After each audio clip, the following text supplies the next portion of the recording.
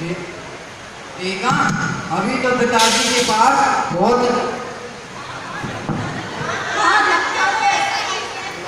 बराबर गिरते ही चले जा रहे थे। चांदी के कलदारों से कई घड़े भरे हैं। अच्छा ठहरो, मैं पिताजी को आवाज देता हूँ। पिताजी, पिताजी, जरा दरवाजा खोलिए।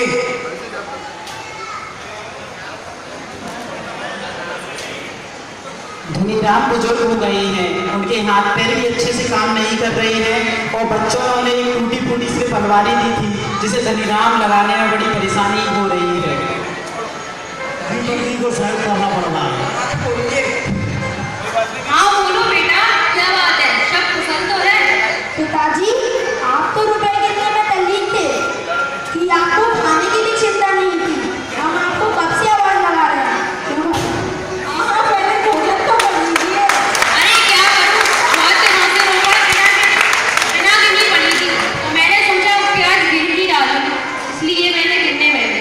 चलो ठीक है, पहले भोजन कर लेता हूँ, इसे गिनने में तो 10-12 घंटे लगेंगे। हाँ, चलिए पिताजी। धनीराम और उसके चारों पुत्र एक साथ जाते हैं और रसोई घर के बाहर पहुंच जाते हैं खाना खाने के लिए। धनीराम आगे जा रहे हैं और उनके दो पुत्र उनके पीछे जा रहे हैं।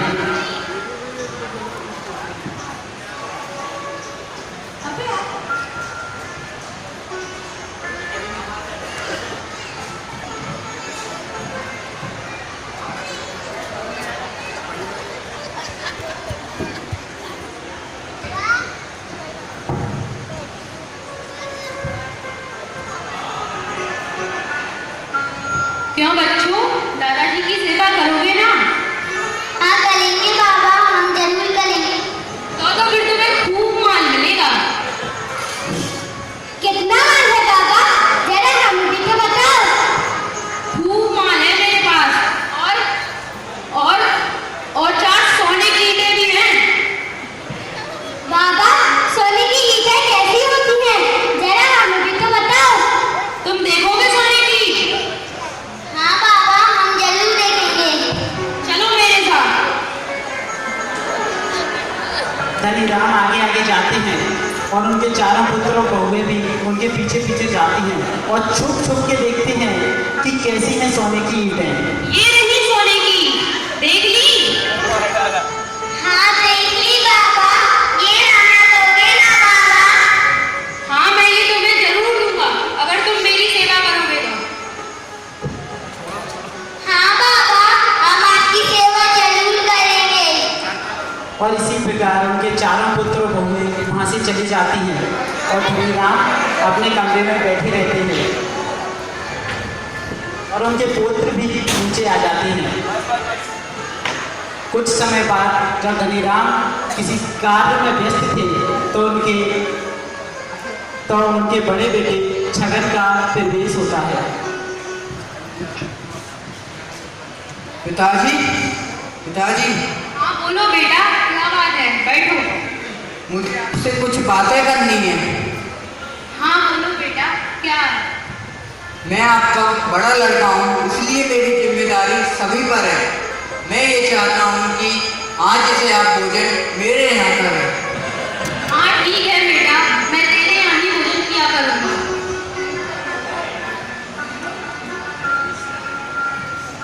और इस तरह से छगन वापस आ जाते हैं और धनीराम अत्यंत प्रसन्न होने लगते हैं कि उनके चारों बेटे उनकी सेवा करने लगते हैं। इसी बीच उनके परम मित्र ज्ञानचंद जी का प्रवेश है।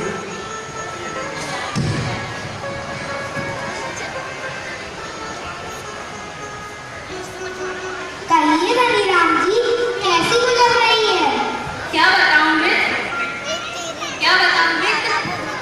अभी मेरा बड़ा लड़का मुझसे कह के गया कि पिताजी आप मेरे यहाँ ही भोजन किया कीजिए, मैं आपकी सेवा करूँगा। बस सब ठीक हो गया ना धनीराम जी? हाँ, सब कुछ भी ठीक हो गया। अच्छा तो अब मैं चलता हूँ, जरा जरूरी काम से जाना है। हाँ ठीक है। समय बीतता गया और सेठ धनीराम के मित्र ज्ञानचंद काम करते देखे नहीं गए हैं, बस इसी कारण आपके सामने पेश आना।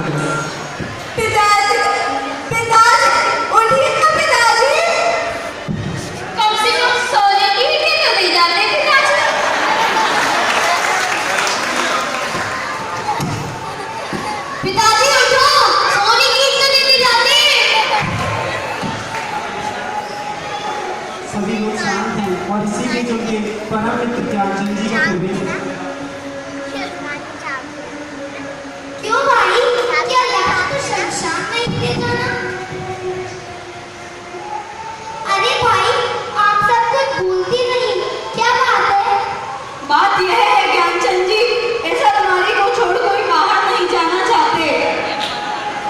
ऐसी बात है, कोई बात नहीं। मैं इस अलमारी के लिए भी एक ताला लेकर आया हूँ। हम उस ताले को अलमारी पर लगा देते हैं, फिर दाह संस्कार से वापस आकर ताला खोलकर तुम चारों पुत्रों में बंटवारा करेंगे। हाँ हाँ ठीक है, आप वैसा ही करिए। हम धन को दाह संस्कार के बाद भी बांट सकते हैं। सभी लोग धनीराम की बात से सहमत हो जाते हैं और धनीराम आगे बढ़ते जाते हैं और अलमारी पर एक लॉक लगा देते हैं जिससे वह चारों पुत्र पिता का अंतिम संस्कार तो कम से कम आराम से कर सके। धन के लालच में आपके बीच में अंतिम दृश्य है और आज जैसा आप सभी को बंटवारा तो करना ही है। ज्ञान से अभी कुछ लोगों ने बताया है कि आज उत्तम त्याग धर्म का दिन है। सभी लोगों को मालूम है, कोई बात नहीं है। बोले कुछ लोगों का ऐसा कहना है कि हमारी जेब में राशि आ रही है, परंतु आपका कार्यक्रम है, आपके बच्चे आप कल परसों जब भी देना चाहें जमा कर सकते हैं। पर आप बच्चों को प्रोत्साहित करना चाहते हैं तो अपनी राशि अवश्य निकाल दें। आपकी राशि लिख दी जाएगी या घोषणा भी कर दी जाएगी, आप कल परसों में जब भी चाहे जमा कर सकते हैं। और उत्तम त्याग धर्म के उपलक्ष्य में एक मुक्तक याद आ रहा है। और भला करके किसी का कौन सा एहसान करते हो, भला करके किसी का कौन सा एहसान करते हो, अरे अपनी भलाई का नया इंतजाम करते हो। खजाने भरते जाते हैं, कभी भी कम नहीं होते, अगर उसमें से तुम थोड़ा सा भी दान करते हो। बहुत अच्छे कलाकार है और सुंदर नाटक आपके बीच में तैयार किया है आपके बीच में। भाइयों, बंटवारा तो होता ही रहेगा, लेकिन उससे पहले आप चारों पुत्रों को कुछ ना कुछ दान पुण्य भी करना होगा। लीजिए, ये 10,000 का चेक विविध धार्मिक संस्थानों के लिए दान में देना। लीजिए, यह मेरा चेक 5,000 रुपए का आगामी पीड़ितों के लिए। तालियां तो लीजिए, ये मेरा 5,000 का चेक बाढ़ पीड़ितों के लिए। लीजिए, ये मेरा चेक और सारे के लिए। और आप भी चेक कराया तो दे सकते हैं, कोई दिक्कत नहीं है। पाठशाला के लिए। और इसी बीच धनीराम अलमारी के पास पहुंचते हैं और ताला खोलते हैं। हाँ, अब ताला शीघ्र खोलो। चारों बेटे और बहुएं ललायत हैं कि उनके बीच में एक एक सोने की ईंट आने वाली है।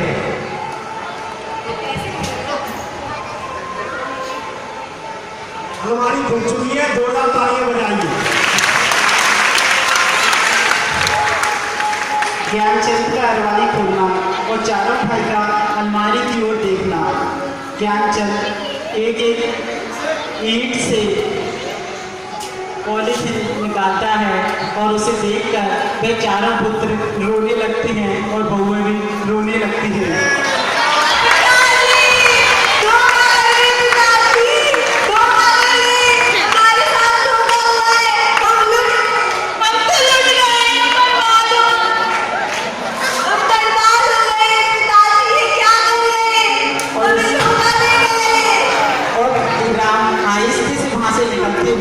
आते हैं।